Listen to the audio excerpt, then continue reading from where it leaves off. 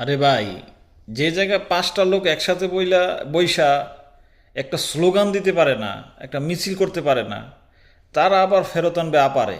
তাদের আপারে নাকি রাতে আনবে, তারপরে সকালে 10টা বাজে নাকি আবার বক্তৃতা দিবে, জরুরি অবস্থা জারি হবে, এই ধরনের গুজব টুজব গতকাল শুনছি। তা আগে নিজের দেশের লোকদেরকে অ্যাকোমোডেট করুক না, নিজেরা সংগঠিত হোক। আমরা জানি যে তারা সংঘবদ্ধ, অতীতের তুলনায় তারা ভালো সংঘবদ্ধ, শক্তিশালী হয়ে উঠতেছে, আবার মাথা চারা দিয়ে উঠতেছে। তারা গোপনে গোপনে তাদের সাথে যোগাযোগ কইরা তারা শক্তিশালী হচ্ছে। শক্তিশালী যে হচ্ছে, এটার বহিঃপ্রকাশ একদিন ঘটান।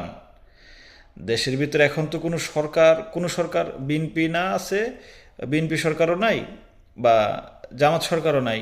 এখন আছে একটা নির্দলীয় নিরপেক্ষ সরকার, অন্তর্বর্তীকালীন সরকার। এখন মাথা চারা দিয়ে উঠুক, তারা 5 জন 10 জন 50 জন লোক এক জায়গায় বসে একটা সিদ্ধান্ত নিক। তারপরে দেখা যাক মানুষকে কাকে মারবেন, কাকে রাখবেন, কারে বাঁচাইবেন, কারে কিভাবে কাটবেন, সেটা পরে চিন্তা করেন। এখনই তো আপনারা ফেসবুক গরম করতেছেন কারে কারে কি করবেন।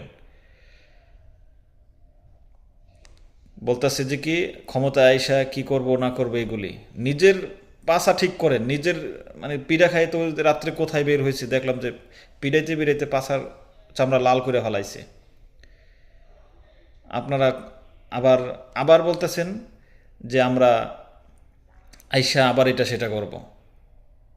তো চরিত্র ভালো করেন, মন মানসিকতা ভালো করেন। এরকম উগ্র মন মন মানসিকতা মেন্টালিটি এখন বাংলাদেশের মানুষ এটাকে মানে প্রতিহত করার সিস্টেম বুঝে গেছে, প্রতিহত করতে শিখে গেছে তারা।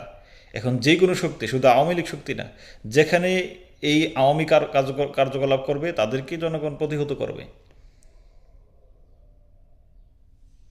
তো এভাবে মানে ফেসবুকে যুদ্ধ না কইরা রাজপথে নামেন, দেখি কয়দিন টিকেন।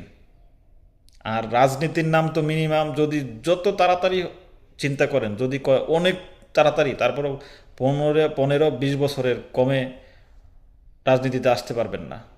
এত তাড়াহুড়াকে